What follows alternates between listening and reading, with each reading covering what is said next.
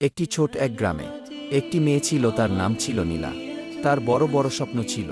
গ্রামে অন্য মেয়েদের মতো সে শুধু ঘরের কাজেই সীমাবদ্ধ থাকতে চাইত না। সে পড়াশোনা করে বড় কিছু করতে চাইত। প্রতিদিন ভোরে উঠে নীলা তার বাবাকে মাঠের কাজে সাহায্য করত। তারপর স্কুলে যেত। অনেকই সময় বই কেনার টাকা থাকত না, তাই সে লাইব্রেরি থেকে বই এনে পড়ত। গ্রামের অনেকেই বলতো, মেয়েদের এত পড়াশোনা করে কি হবে, কিন্তু নীলা কারও কথা শুনত না। একদিন তাদের স্কুলে একটি বিজ্ঞান প্রতিযোগিতা হলো। নীলা একটি সহজ পানি বিশুদ্ধকরণ যন্ত্র বানিয়ে সবাইকে অবাক করে দিল।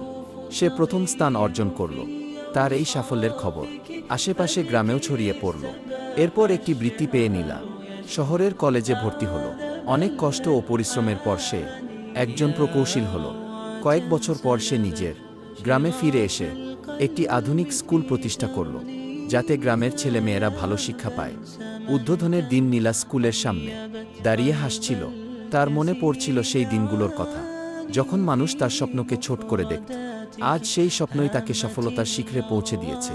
শিক্ষা, নিজের স্বপ্নের প্রতি বিশ্বাস ও কঠোর পরিশ্রম মানুষকে অনেক দূর নিয়ে যেতে পারে।